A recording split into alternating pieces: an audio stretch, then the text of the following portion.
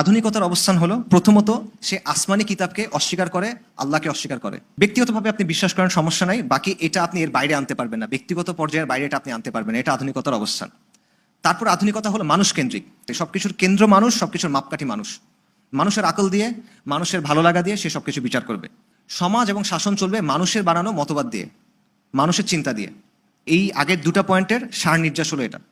এটা হলো আধুনিকতার অবস্থান। আবারও বলতেছি, এক, সে স্রষ্টা এবং আসমানি কিতাবকে অস্বীকার করে। দুই, সে মানুষ কেন্দ্রিক, মানুষকে কেন্দ্র বানায়, মানুষকে মাপকাঠি মানায়।